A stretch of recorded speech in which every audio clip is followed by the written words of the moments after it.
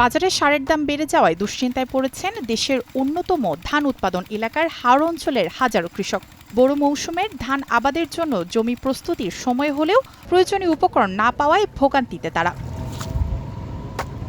কিশোরগঞ্জের মিঠামইন, অষ্টগ্রাম, ইটনা ও নিকলী উপজেলার urea, TSP ও DAP সহ সব ধরনের সারের দামই গত কয়েক সপ্তাহে বেড়েছে।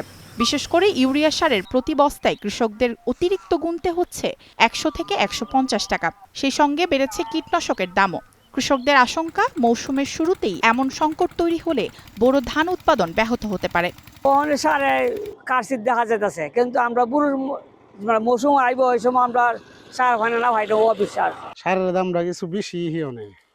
আমরা মার তো সার সিজন ওখানে গরু জমি করা লেগে সার লাগবো, যে পরিমাণ সার লাগে এই পরিমাণ সার আমরা গিয়া দামে গিয়া কিনা করতে পারি না। মাইটা সার যেটা আছে বিআইডিসি এটা বর্তমানে ১৫০০ বস্তা, এর কমে দিতেছে না। আর সাবু বেছে ১৫০০ বস্তা, তো সারের দামটা অতিরিক্ত বেশি না। এক ফসলের উপর নির্ভরশীল হাওরের কৃষকরা জানান, প্রতি বছর সার, কীটনাশক, ডিজেল ও শ্রমিক খরচ বাড়লেও ধানের ন্যায্য মূল্য থেকে বঞ্চিত হচ্ছেন তারা। এই বিষয়ে তাদের কেউ সহায়তা করেন না। পুষে না পুষলো আমরা যেহেতু পূর্বপুরুষ কইরা অভ্যাস কইরাইতেছে, এই হিসাবে আমরা করণ লাগতেছে আর কি। লাগা নিল ৩,০০০ টাকা নেই, দাওয়া হইলো ৪,০০০ টাকা নেই, এভাবে গৃহস্থী করা আমাদের পুষে না। ধানের দর একবারে কম। কৃষি বিভাগ বলছে জেলায় কোনো সার সংকট নেই। বোরো ধানের আবাদ এখনো পুরোপুরি শুরু না হওয়ায় ডিলারদের সার বিক্রিতে কিছুটা ধীরে চলার নীতি বজায় রাখতে বলা হয়েছে। কিশোরগঞ্জ জেলায় সারের কোনো সংকট নেই, পর্যাপ্ত সারের মজুত রয়েছে।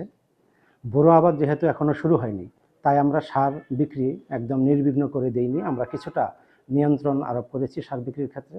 বোরো আবাদ শুরু হওয়ার সাথে সাথে আমরা পর্যাপ্ত সার বিক্রির ব্যবস্থা শুরু করে দেব। কৃষক যাতে নির্ধারিত দামে সার পায় সেই জন্য মনিটরিং ব্যবস্থা আগেও জোরদার ছিল, এখনও জোরদার আছে, ভবিষ্যতেও এই ব্যবস্থা আরও জোরদার করা হবে। হাওর অঞ্চলের কৃষকরা সাধারণত ডিসেম্বরের শেষ থেকে জানুয়ারির মাঝামাঝি সময় পর্যন্ত বোরো ধানের চারা রোপণ করেন। চলতি মৌসুমে এ অঞ্চলে আবাদের লক্ষ্যমাত্রা ১,০৪,৪৩৫ হেক্টর জমি।